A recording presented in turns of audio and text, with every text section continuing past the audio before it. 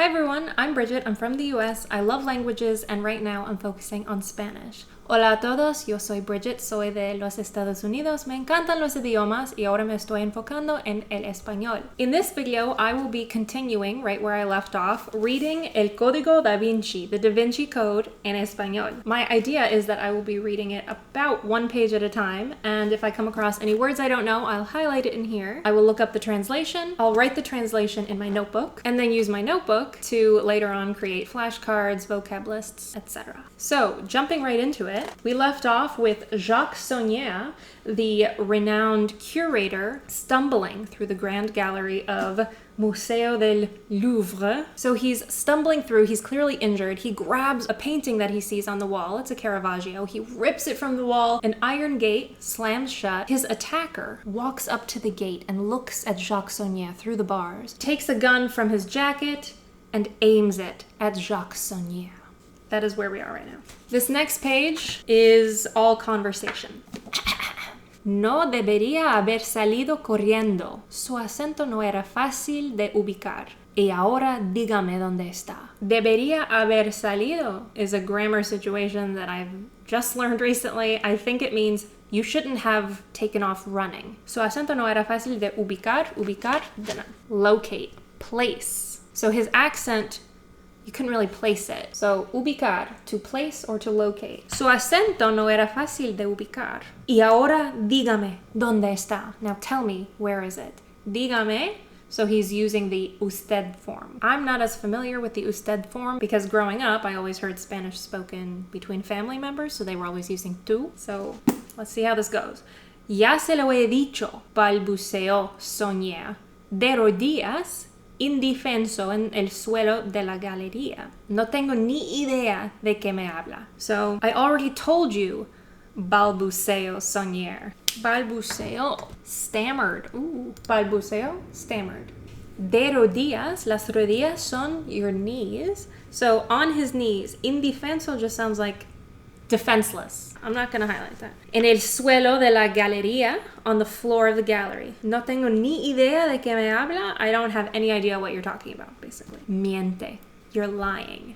El hombre lo miró totalmente inmóvil, salvo por el destello de sus extraños ojos. Usted y sus hermanos tienen algo que no les pertenece. The word I don't know here is destello. Flash or sparkle. The man looked at him absolutely still, except for the flash of his strange eyes. You and your brothers have something that doesn't belong to you. El conservador sintió que le subía la adrenalina. ¿Cómo podía saber algo así? I'm now realizing that there was I don't know if it's an M dash, a long dash was indicating spoken word prior to this, but now we see these angular brackets. I don't know what the official names are. So does that mean it's a thought rather than it being spoken? So the curator felt his adrenaline go up. How could he know something like that? He wondered, maybe, if that's what those brackets mean. Y esta noche volverá a manos de sus verdaderos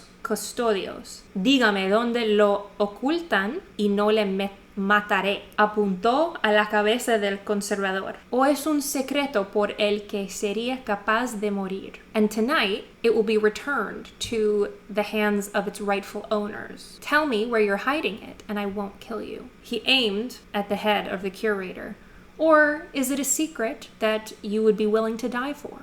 Saunière no podía respirar. He couldn't breathe. El hombre inclinó la cabeza, observando el cañón de la pistola. The man tilted his head, looking at the barrel of the gun. Saunière levantó las manos para protegerse. Saunière lifted his hands to protect himself. Espere, dijo con dificultad. Le diré lo que quiere saber. Wait, he said with difficulty. I will tell you what you want to know. Escogió con cuidado las siguientes palabras. La mentira que dijo la había ensayado muchas veces, rezando siempre por no tener que recurrir a ella. Why do I read like a robot? So he chose his next words carefully. The lie that he told la había ensayado many times, maybe was rehearsed, ensayado, had tested, had rehearsed, had tested or rehearsed. Rezando siempre por no tener que recurrir a ella. Rezando. Rezando and recurrir. Praying. Rezando. Rezando. Rezando. Why didn't I know that word? Rezando. Praying. Praying always to not have to recurrir. Resort. Okay, so he chose his next words with difficulty. The lie that he told had been rehearsed many times, praying that he would never have to resort to it, hoping he would never have to say this lie. Cuando el conservador terminó de hablar, su atacante sonrió, incrédulo. When the curator finished speaking, his attacker laughed, incredibly or incredulously? Incrédulo. Disbelieving? I don't know. Incredulous, disbelieving. So when the curator finished speaking, his attacker laughed. Wait, sonreír. Is that smile or laugh? Why can I never remember how to say smile and laugh in Spanish? They're like Spanish 101 vocab. Reírse is laugh. Sonreír is smile. His attacker smiled, incredulous. Sí, eso mismo me han dicho los demás. Yes, that's what the others told me. Soñar se retorció. Los demás? Soñar recoiled? That's a reflexive verb. Twisted, writhed, squirmed. Squirmed, twisted, writhed. Los demás? The others? También he dado con ellos. He dado con ellos sounds almost like idiomatic. Like I've also had it with them. This says I've found them. He dado con ellos. Why does that mean I have found them? He dado con ellos. Soltó el hombre con desprecio. Soltó el hombre. Soltar is to like let go of something. Con desprecio is with contempt. So soltó is like released, but in this context it's like he said with contempt. I'm going to put that all together here. So, también he dado con ellos. Soltó el hombre con desprecio. Con los tres. Y me han dicho lo mismo que usted acaba de decirme. I've also found them, said the man with contempt.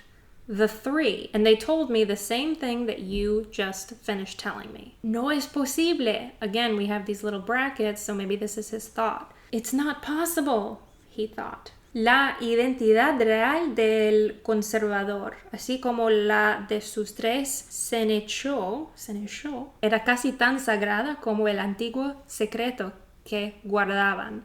So the real identity of the curator, just like of the three seneschaux, were almost as sacred as the ancient secret that they were guarding. Ahora, Soñé se daba cuenta de que sus senescales, siguiendo al pie de la letra el procedimiento, le habían dicho la misma mentira antes de morir.